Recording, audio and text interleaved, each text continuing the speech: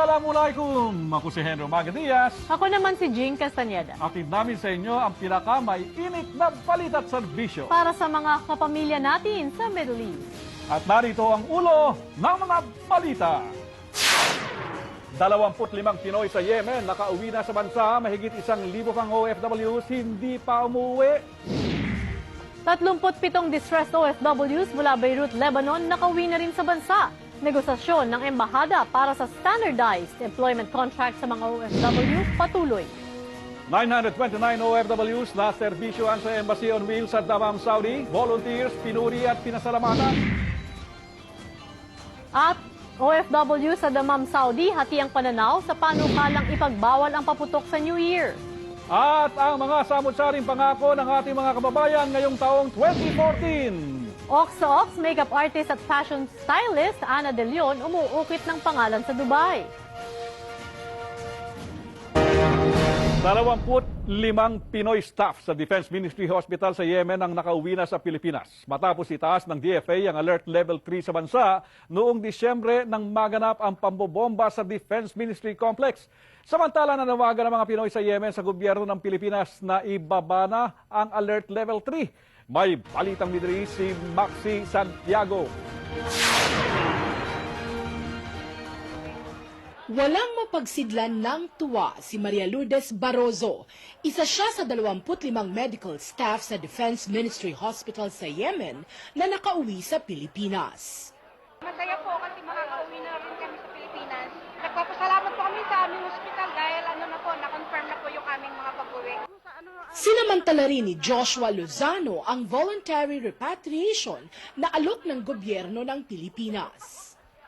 Masaya na malungkot. Masaya kasi makakapiling na ulit yung family ko. Pero malungkot kasi hindi ko alam kung anong susunod na kabanata na naghihintay sa Pinas. Kaya hindi ko alam. Ang iba naman, naghihintay pa ng kanilang schedule sa pag-uwi. Dahil sa pabugso-bugsong sitwasyon dito sa Yemen na hindi natin maintindihan kung kailan magkakagulo or baka bukas, ganito. Sa naranasan ko po ditong gulo, gusto ko na talaga maiuwi ang anak ko. Yun lang po ang naging dahilan ko talaga at napakaganda po opportunity na ibinigay ng gobyerno na merong repatriation. I have finally decided to go home because I cannot have permanent work here in Yemen. And then my penalty is added year after year, month by month. And then I'm so thankful that the government is giving us the opportunity to be sent home so I could get rid of that penalty. Itinatayang may 1,300 pang Pinoy ang nasa Yemen. Karamihan sa kanila ayaw pang umuwi sa Pilipinas sa kabila ng alok ng gobyerno na voluntary repatriation. Actually, kami ng husband ko, dahil nandito na yung anak namin, hindi namin naisipang umuwi. Kasi naman, unang-una nagtitiwala din naman kami sa Panginoon. Pangalawa, nandyan din naman ang gobyerno namin na na if ever magkaroon ng nagtutuhan ulit, alam naman natin na ito sila para tumulong. Kaya panawagan ng mga Pinoy sa Yemen, ibaba na ang alert level. Kasi nga, maraming mga kababayan natin ang gustong bumalik dito na hindi sila makabalik. Halimbawa po kaming mga OFW, kung gusto naming makapagbakasyon, nag-aalala din kami na hindi makakapagbakasyon.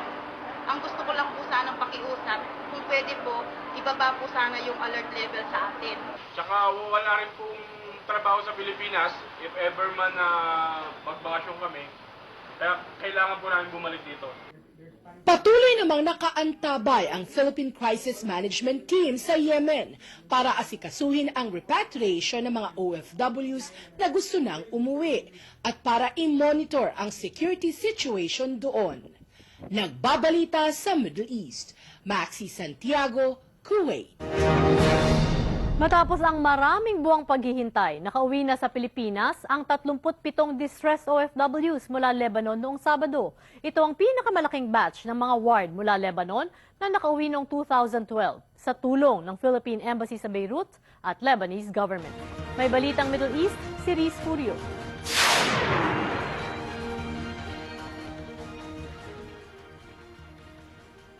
Walang mapagsidlan ng tuwa ang may 37 distressed OFW sa Lebanon na lumipad pa uwi ng Pilipinas. Karamihan sa kanila tumigil sa Filipino Workers Resource Center mula 4 hanggang 10 buwan. Kasama sa mga umuwi si Charina Talutalo. Uuwi muna ako sa OWA, hihingi ako ng tulong yung program nila na balik Pinay, balik hanap buhay. So kahit paano na wala kaming dala, buhay kami. At meron kaming pagsimulan sa Pilipinas, gawa na rin ang tulong ng embassy, ng OWA, ng POLO. Kahit paano, natanggalan yung 50% ng buhay namin na na-loss kami ng income. Pero may 50% na bumangon kami. Sabi ni Ambassador Lea Ruiz, ito ang pinakamalaking batch ng mga distressed OFWs na napauwi mula noong 2012. Sa tulong ng Lebanese General Security at ng Caritas Lebanon Migrant Center, napabilis ang pagproseso ng travel documents ng wards. We really encountered, received excellent cooperation from the Lebanese General Security Immigration. They agreed to waive the penalties, the fees that are supposed to be paid for the overstay. They also agreed to waive the investigation. We were able to also get funding support from the Caritas Lebanon Migrant Center. So lahat yan sila, mga tickets nila, were provided by Caritas. Sisikapin ng embahadang mapabilis din ang repatriation ng mga susunod pang grupo ng mga distressed OFWs sa tulong ng Lebanese government at Caritas. Samantala, patuloy ang negosasyon ng embahada para sa standardized employment contract sa mga OFW sa Lebanon para mapangalagaan ang karapatan at mabigyan ng proteksyon mula sa pagmamaltrato ang mga manggagawang Pinoy sa Lebanon. Dito namin na-feel yung hirap ng buhay ng mga ibang bansa. Lalong-lalo na sa hindi namin sarili to. Tapos, yung mga pinagdaanan namin sa mga amo namin. Kahit pa paano yung embassy ng Lebanon dito sa Pilipinas, ng Pilipinas dito sa Lebanon, tinulungan nila kami na lumaban. Hindi kami mawalan ng pag-asa. Hindi raw magiging hadlang ang mga pagsabog noong 2013 at noong 2 ng Enero sa negosasyon. These are all security issues that we have to contend with. And that's why we are closely monitoring the situation, and we are constantly updating and advising our workers here. Nagbabalita sa Middle East, Riz Furio, Beirut, Lebanon. Pinuri ng embahada ang mga volunteers sa consular service ng Philippine Embassy sa Damam na tinaguriang Embassy on Wheels. Malaki raw ang kanilang kontribusyon sa tagumpay ng Embassy on Wheels buwan-buwan. Yan ang balitang Middle East ni Florante Catanus.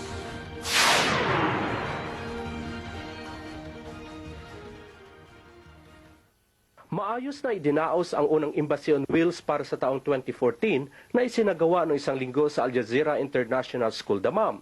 Nakapag-renew ng passports at nalakad ang papeles ng 929 OFWs.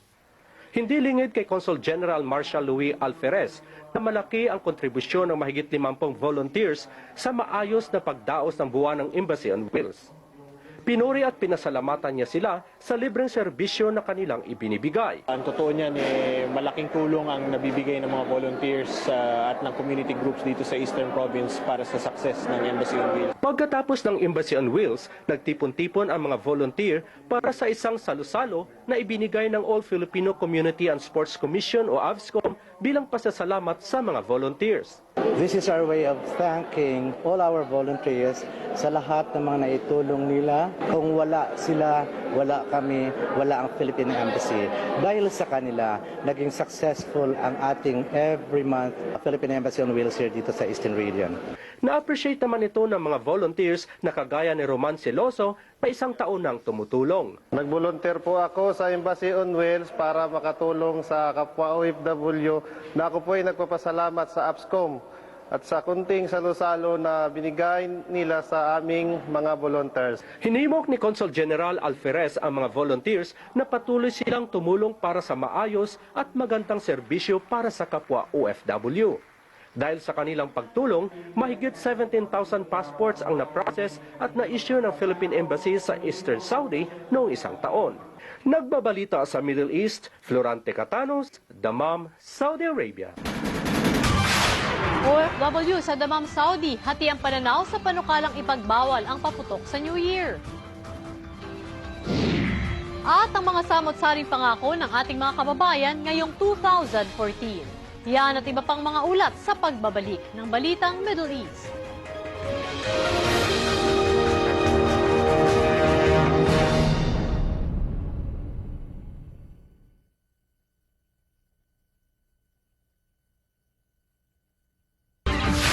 Iba't iba ang reaksyon ng mga Pinoy sa Eastern Saudi sa proposal na ipagbawal ang pagpapaputok sa New Year at magkaroon na lamang ng fireworks display para walang masugatan. Nitong pagsalubong sa New Year, umabot sa 962 ang nasugatan ng paputok at ligaw na bala. Yan po ang Balitang Middle East ni Florante Catalos.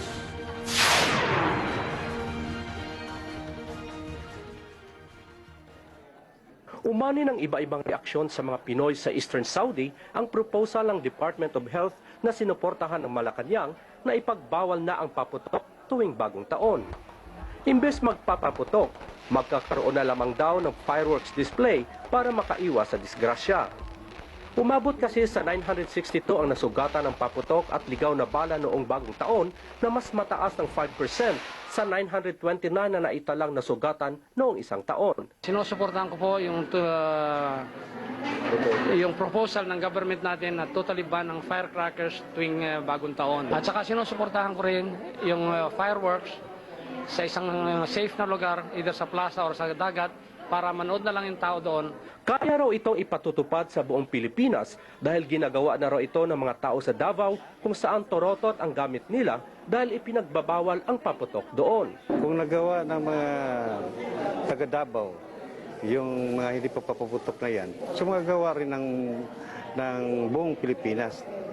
So, ang gobyerno namin doon, to be led by the Duterte, so siya naging example namin na hindi siya mismo nagpaputok, so kami, nagpa-follow din kami sa kanila. Dapat lang daw may political will ang Administrasyong Aquino sa pagpapatupad nito at sila mismo ang manguna ng hindi pagpapaputok.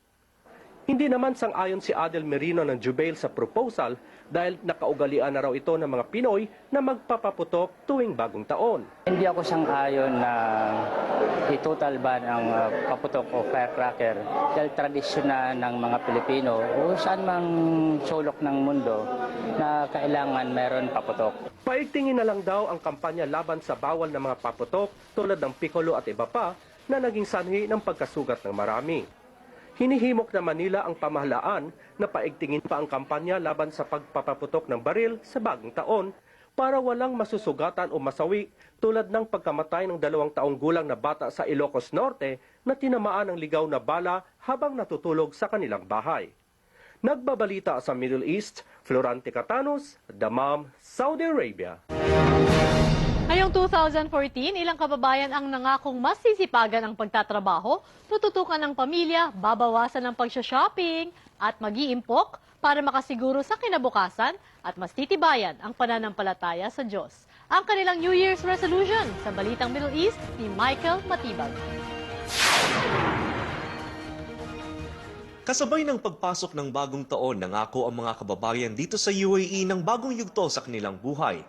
May mga nagsabing pagbubutihan pa ang kanilang propesyon. Maging functional na sa trabaho so I can get the promotion. So most probably, I'll not be late. Nais kong ma-improve ang aking sa aking trabaho. Mapayos pa rin ang takbo ng pamumuhay kahit nandito sa ibang bansa. Hindi na ako malilate. And babawasan ko ng pag-away sa aking doktor. Meron ding mga nangakong mag-iipon para sa kanilang kinabukasan at iiwas mag-shopping kung hindi sale. Makaipon ng pera for the better future. Ang New Year's resolution ko 2014 ay bawas gastos at mahalin ang pamilya. Mag-ipon ng maraming pera. Ang New Year's resolution po, stop shopping pag hindi sale. Likas na mahilig sa pagkain ng mga Pinoy pero ito rin ang isang bagay na gusto nilang limitahan para mapanatiling maayos ang kalusugan sa taong ito. I want to be more sexy for my husband and for my kids para maging proud naman sila sa akin. And especially yung sa faith ko rin sa God. Kasi medyo hindi ako masyado naging faithful lately. Ang New Year's resolution ko ay bawas-bawasan yung pag-iinom. Saka, kasi minsan, marami ding gimmick sa kampo. Namulat naman ng ilan sa ating mga kababayan sa masamang naging epekto ng hindi pangangalaga sa ating kalikasan na naging dahilan ng ilang pagbaha noong nakaraang taon. Sa taong ito, para makatulong ako sa ating kalikasan, hihiwalay ko na yung mga nabubulok at di nabubulok. At dahil malayo sa pamilya, nanguna sa New Year's resolution ng ating mga kababayan ang pagtibayin pa ang relasyon sa pamilya. Mas magiging masipag sa bahay, mas aalagaan yung asawa. Responsableng ama sa aking mga anak at saka sa aking mga pamilya. Magbigay ka ng extra effort sa mga family mo at siyempre para lalo silang mabigyan natin ng magandang bukas. Pag-asa ang kahulugan ng bagong taon sa lahat. Iba't iba man ang ating New Year's resolution, lahat ay umaasang maisaayos ang sarili para sa ikabubuti ng pamilya, trabaho at pakikitungo sa ibang tao. Nagbabalita sa Middle East, Michael Matibag, Dubai, UAE.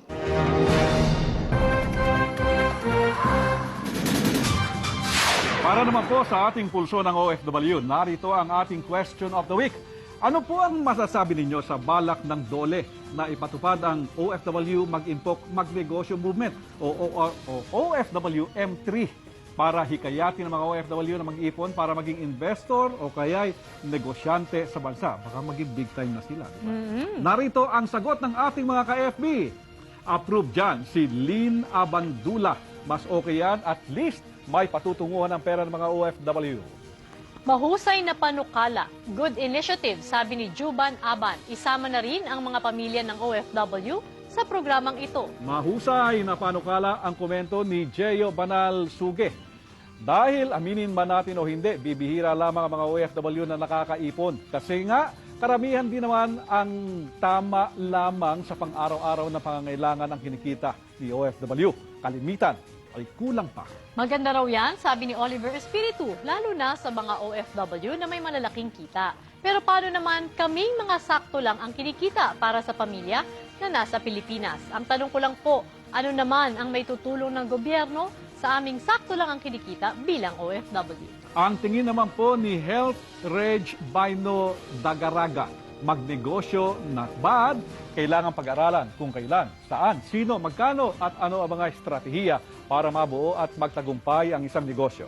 Ang hamon ni Baino as DOLE, magpakita muna kayo ng madaming OFW o ang hamon ni Bailo sa DOLE. Magpakita muna kayo ng maraming OFW na natutulungan ninyo at umunlad sa negosyo. Hindi puro programa para lamang masabi na may ginawa ang DOLE. Mga deboto sa OMA nag-alay ng misa sa pagdiriwang ng pista ng Santo Niño. At Oaks na Oaks, makeup artist at fashion stylist Ana De Leon umukit ng pangalan sa Dubai. Yan at iba pa mga ulat sa pagbabalik ng Balitang Middle East.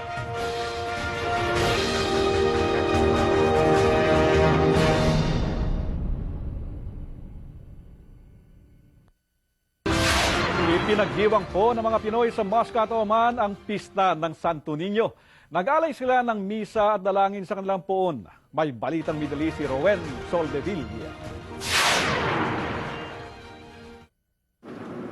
Napuno ng mga deboto ni Santo Niño ang simbahan ng Holy Spirit Church sa Gala sa pagdiriwang ng pista ng Santo Niño na pinangunahan ni Father Raul Ramos. Dala ang mga imahe ng Santo Niño, sama-samang nagprosesyon ng mga deboto kasama ang kanilang mga anak at nagpasalamat sa mga blessings at kahilingan ibinigay ng Santo Niño.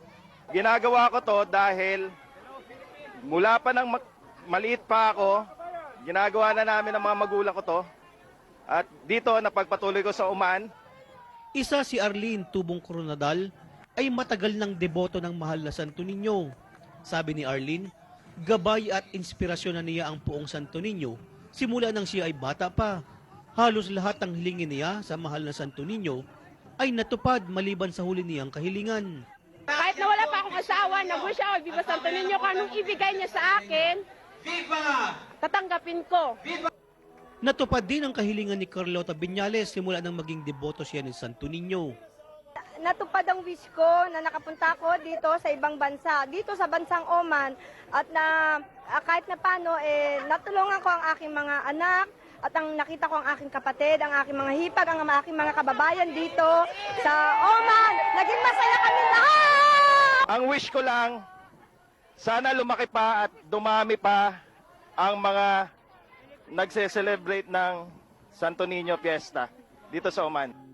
Sabi ni Father Raul Ramos, hindi matitinag ng anumang sakuna o problema ang pananalig ng mga Pilipino sa Diyos dahil malakas ang kanilang pananampalataya. Ang Pilipino nananalig na kasama ang Santo Niño, tayo ay babangon. Tayo ay muling makababangon sa trahedyang ito. Ang pagdiriwang ng Santo Niño ay paalaala sa atin na tayo ay hindi nag-iisa. Nais ni Father Raul na mas lumaki pa ang selebrasyon sa pagdiriwang ng Santo Niño sa susunod na taon para mas dumami pa ang mga Pinoy na mananalig sa Diyos. Nagbabalita sa Middle East, Rowan Soldevilla, Muscat, Oman. Sikat na Pinay makeup artist at fashion stylist sa Dubai na si Ana De Leon ay umuukit na ng pangalan sa industriya. Patong ngayon sa mga kababaihan sa Dubai ang kanyang Woman by Ana Makeup Brushes. Balitang Ox to Ox ni Maha Moralde.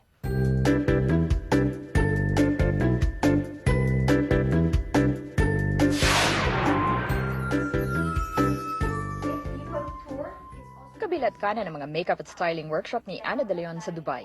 Isa siya sa sikat na makeup artists at fashion stylists na in-demand sa magazine editorials at pinagkakatiwalaan ng mga brides sa kanilang wedding day. I've been doing makeup since '96. I started in the Philippines. I started with a brand called Central Maquillage, which was owned by Raul Francisco. He used to be the former premier makeup artist of Chanel in New York. Popular ngayon sa Dubai ang kanyang Woman by Ana Makeup Brushes. I thought that, you know what, let's come up with a 15 basic brush set that any woman would need or any starting makeup would need. That is amazing, quality materials, but price point would be very affordable for everyone. So we launched Woman by Ana brushes, combination of goat hair and premium Taclon brushes. Kahit nagtatagumpay na siya sa larangang pinasok, tinuturo pa rin niya ang kanyang nalalaman para lumabas ang natural na kagandahan ng mga Pinay sa tamang pagme-makeup. It's just makeup, really. Have fun with it. At the end of the day, if it doesn't work, you can wash your face and start again. So don't be intimidated. And the reason why makeup artists like myself are here is because we want to educate. Isa sa workshop participant si May Petiera, na sa edad na 35 ay ngayon palang naengganyong maglagay ng makeup. I'm a mother and I'm an artist, but I never really got around to putting makeup on my face at the age of 35. So basically, I attended Ana De Leon's workshop so I could learn how to properly beautify myself and also, most importantly, the skincare. Ang iba na may gustong matuto ng iba pang makeup techniques. Marunong ako mag-makeup, but then I want to know the tricks and tips kung paano ko pa ma-improve yung talent ko sa makeup. I came here to learn more. I know very basic things about makeup, but having been here for the past 3 hours now, I'm fascinated at how much learning I get to learn today.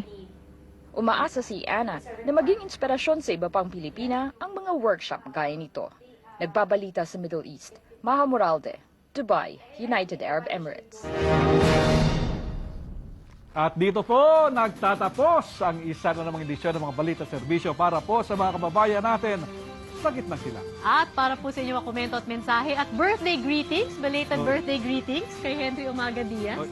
Dahil nakabakasyon ka, partner, ng birthday mo. Oo nga. Ayan. Lumipas din po. Lumipas din po. Mag-email lamang po kayo kay Henry sa pamamagitan ng bme@abs-cbn.com at bisitahin din po ang fanpage ng Balitang Middle East sa Facebook. Samahan niyo po ulit kami bukas dito po sa inyo nag-iisang boses at kabalitaan. Kaagapay at tunay na maaasahan. Balitang Middle East. Salamat.